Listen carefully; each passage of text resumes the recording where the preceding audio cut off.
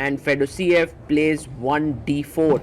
Magnus brings out his knight, pawn comes up to c4, we have e6 and knight to c3. That already signals that Fedoseev is in a fighting mood, and we have the Nimzo-Indian.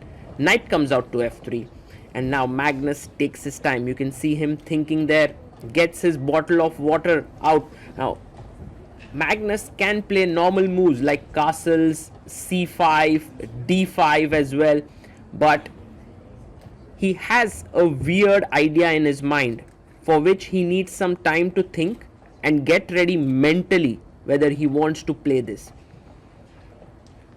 If he's mentally prepared, he can then follow it up. Even if his position is not the best, he takes on c3 unprovoked. That is a very, very, very dangerous decision, I must say. The reason, because the bishop gave itself for the knight in order to create the doubled pawns, and now he plays queen e7. So we have an imbalance on the board. Once there is an imbalance on the board, Magnus can try and outplay his opponent, but there is also a risk that your opponent will outplay you. These are the double pawns on the c file. Magnus has fixed them with pawn to c5. Maybe later, if he can get his bishop out to a6, that would help him to attack that pawn on c4. But Fedoseev tells his opponent that I am hitting the center with these pawns. Magnus strikes back with e5, and we have d5. Now the center is closed. Magnus's bishop is very happy because the pawns are now on the opposite color of that bishop. The knight comes out, and white has more space, but black has a better structure here. Knight has come out to d7, and maybe the knight could sit here later on, putting pressure on the c4 pawn. We have Fedoseev who's thinking quite hard. When Fedoseev thinks, you can be sure that he'll come up with something quite original. That is the way in which he plays chess. And there you have it. He pushes his h pawn down the board. He wants to gain space on the king side as well as the queen side. You can see he's also played a4. Magnus plays h6. Just a prophylactic move, taking control of the g5 square, and now the bishop comes out on e2. So white would really like now to maybe move the knight and then start pushing his pawns on the king side. That could be one of his ideas. What should black do here is the question. King d8. Wow, what an idea this is. For all those who are seeing it for the first time, this might seem crazy. But for all those who have played Nimzo-Indian before this line of the Leningrad variation, this is a very, very normal square for the king to sit on c7 because the king is utterly safe there. Meanwhile, Fedoseev has gone for this beautiful maneuver of his knight from d2 to f1. He wants to either put it on g3 or e3, looking at these squares on f5. So that is his idea. It's a very, very strategically rich game, and you can learn a lot about maneuvering from the way in which both Magnus and Fedoseev are playing. And pawn comes up to g4. White is not at all worried about pushing pawns in the position, although he should be a little bit worried because every pawn push creates weaknesses. a5. I love this move that Magnus has played, fixing this pawn. If I was Fedoseev, I would have found time to push the pawn on a5 at some point, but he hasn't done it. He's pushed h5 on the other side of the board, but with this, now weaknesses are going to be created there as well. Pawn takes pawn by Magnus, and Fedoseev must recapture back on h5. So yes, he takes back, and knight comes to b6, and suddenly it becomes clear that with this pawn to a5, the a4 pawn has become a weakness, and the bishop comes in now attacking here. This is brilliant positional play by Magnus Carlsen, and you will realize that Magnus doesn't do anything special in order to gain advantage in such positions.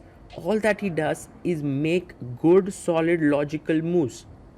Isn't it said that the most uncommon thing in the world is common sense? And that is exactly the case in chess, that the most difficult thing is to play moves which are logical, sound, and which coordinate all your pieces. Now knight going back to e8, the one idea is to put it on g7, which Magnus has done, and angle for the f5 break. What black is claiming is that his king is much safer than the white king on e1.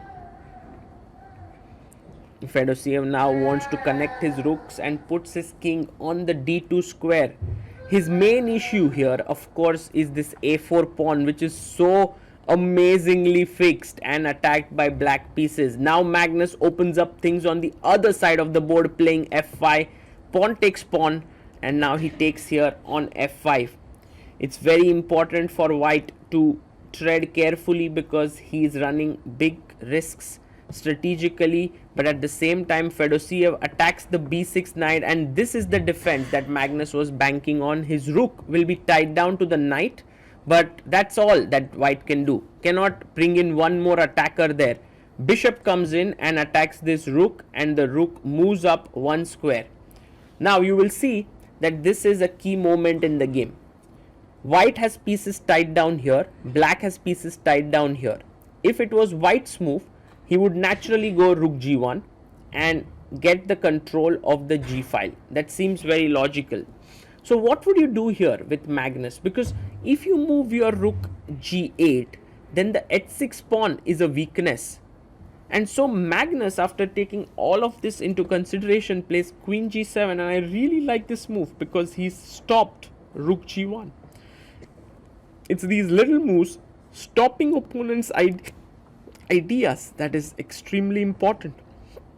Fedoseev comes back with his queen, preparing rook g1 once again. And how does Magnus stop it? Well, it's clear that he has to move the rook, and yes, he brings rook g8, stopping the rook from coming to g1. This is very, very strong chess played here by Magnus Carlsen. And now Fedoseev tries to run away with his king to c1. What's next now? Magnus goes queen to h7. He's looking down this diagonal, trying to figure out maybe at some point he can get his bishop in here, here, or here. And Fedoseev goes back to a2 because he needs to keep the a4 pawn controlled if he wants to go rook g1 and trade the rooks. Otherwise the pawn would have fallen on a4.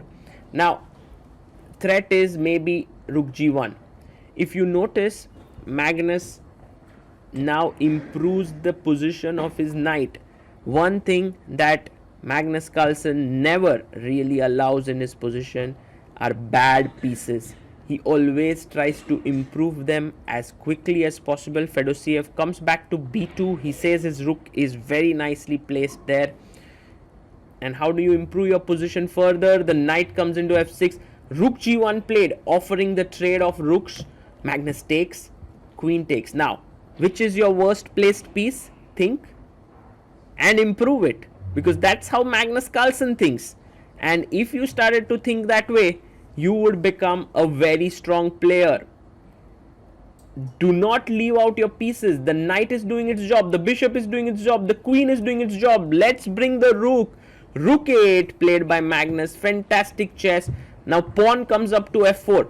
Fedoseev is hoping that after ef4, bishop f4, this and this threat would create lot of problems for black. But Magnus first brings the rook in, attacking the queen. And one of the major issues that white is facing is that it's not so easy to attack the black king. How do you keep the position close now as black? Because strategically you are doing beautifully. All your pieces are fantastically positioned. You have to keep the position closed, and that's what Magnus does with pawn to e4. He just pushes his pawn down the board and closes down everything. Fedoseev brings his rook back. He maybe wants to bring his king now to a3 to defend this pawn, and Magnus has to start turning the screws. Queen in d7, attacking the a4 pawn. I really love this move. Very powerful move, very incisive move. Bishop d1, he's trying to protect the bishop, the pawn with his bishop, but now It's all about removing the defender. Bishop g4, another classy move by Magnus. The threat is to take the bishop and then take this pawn on a4. So the bishop comes up.